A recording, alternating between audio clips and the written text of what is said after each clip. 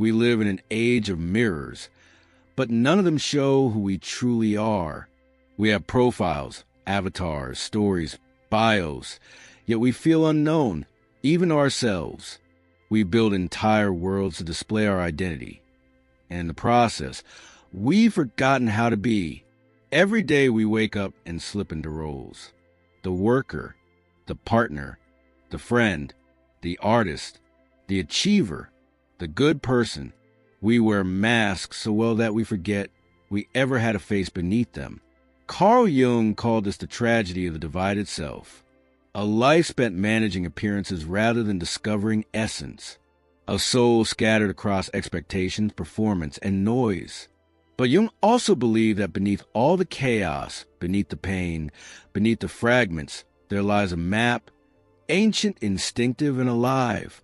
A map that points toward wholeness. Not happiness, not perfection, but the full realization of who you were meant to become. He called this journey individuation, the process of becoming yourself. Not the self your parents wanted, not the self society rewards, but the hidden self, the one waiting quietly behind your defenses. This is not a journey of self-improvement.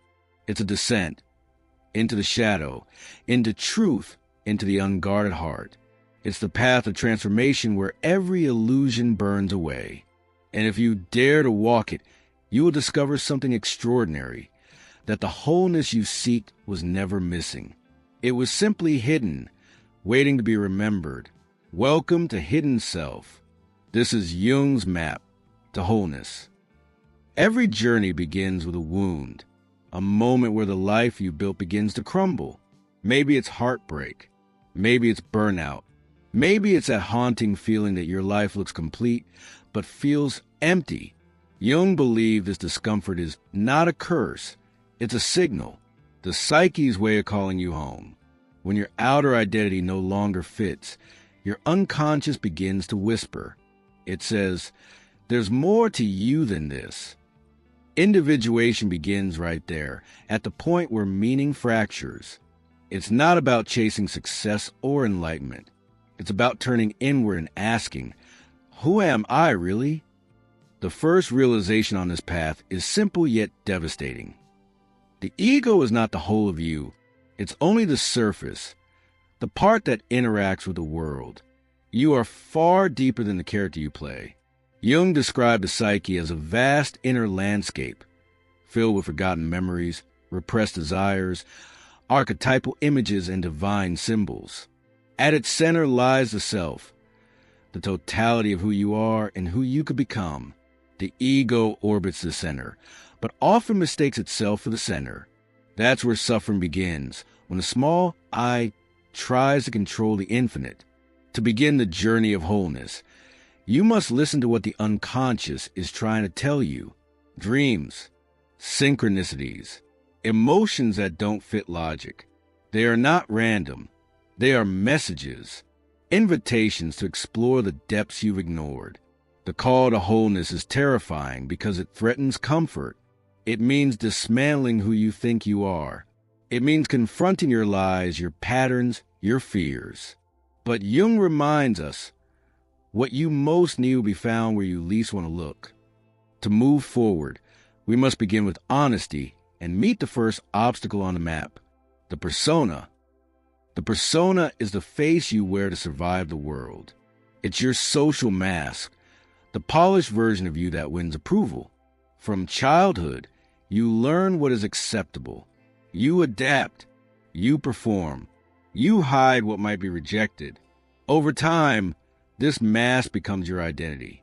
You start to believe you are your performance, the confident professional, the spiritual healer, the perfect parent, the humble friend.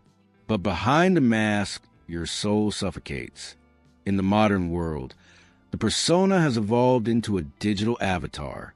We curate our smiles, edit our pain, and call it authenticity. Our true self hides behind filters and captions. The more we display, the less we reveal. Jung warned that over-identify with the persona creates spiritual exhaustion, because you can never be everything your mask promises. The persona is not evil. It's necessary.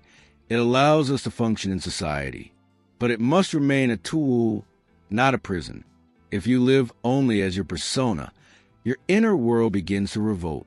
That revolt arrives as anxiety, depression, burnout, the psyche demanding freedom. The first act of healing is to see the mask for what it is, a costume, not a skin. When you begin to step behind it, you meet what Jung called the shadow. Everything your persona refuses to show. The shadow is not a monster. It's a mirror. It contains everything you've denied, judged, or repressed. Your anger, envy, lust, laziness, but also your creativity, intuition, and power. Every time you said, "That's not me," you added something to your shadow. And yet, the shadow does not disappear. It acts through projection. You see in others what you refuse to acknowledge in yourself. You judge them, despise them, and secretly, you're meeting a forgotten part of you. That's why Jung said, everything that irritates us about others can lead us to an understanding of ourselves. Confronting the shadow is terrifying. It means admitting that you are not only good, you are also capable of cruelty, deceit, and darkness. But until you face it, it controls you. Modern culture encourages repression. We chase positive vibes. We hide pain behind performance. We silence our darkness, and it festers. Shadow work is the art of integration. You look into your darkness without judgment. You listen to its message. Because hidden inside the shadow is raw life force, energy trapped by shame. When you accept your anger, it becomes assertiveness. When you embrace your envy, it becomes ambition. When you befriend your fear, it becomes wisdom. The goal is not to be pure, it's to be whole. The light grows stronger only when it knows its darkness. But integration doesn't stop here. Once you met the shadow, a new energy begins to rise, a bridge between your inner and outer worlds. This is the realm of Anima and Animus. Deep within every psyche lives the image of its opposite. In men, Jung called the Anima the inner feminine. In women, the Animus, the inner masculine. These are not about gender. They are symbolic forces, yin and yang, logic and intuition, strength and compassion. When the Anima or Animus is unconscious, we project onto others. That's why we fall in love so blindly. We see in another person the soul we've lost within ourselves. Romantic obsession, jealousy, idealization, they're not proof of love. They're the psyche's attempt to reunite opposites. Our modern world is deeply unbalanced. We worship action, logic, productivity, the wounded masculine. We suppress emotion, rest, sensitivity, the forgotten feminine. Individuation requires both. The mind must learn to listen to the heart. Strength must be tempered by empathy. Creation must emerge from surrender. To integrate these energies is to become psychologically androgynous, whole, fluid, complete. This union births a deeper awareness. The self begins to awaken. The self is not the ego. It is the totality, the pattern that holds your chaos together. Jung compared it to a mandala, a symbol of harmony emerging from disorder. You cannot create the self. It already exists, silently guiding you through symbols, dreams, and synchronicities. Every breakdown, every heartbreak, is a self calling you back into alignment. When you meet the self, you realize your life has meaning beyond personal success. You're not a random accident. You are a process of unfolding. The self is a divine center within you, not religious, but sacred. It connects the human with the transcendent, the personal with the universal. But the self demands humility. It asks the ego to kneel, to admit it is not the master, but the servant.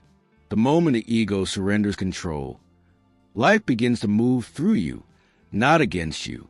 You stop chasing meaning and start embodying it. Wholeness is not a destination. It's a relationship between all parts of you honored, and integrated. And that brings us to the final stage, living the individuated life. So what does wholeness look like in the real world? It's not constant peace. It's authenticity. You still feel fear, anger, and sadness, but you no longer hide from them. You use them as guidance. An individuated person is not perfect. They are real. They live from the inside out, not the outside in. They act with integrity, create from passion, and love without possession. They don't chase happiness. They pursue meaning. They accept solitude without loneliness. They engage with society but are not enslaved by it.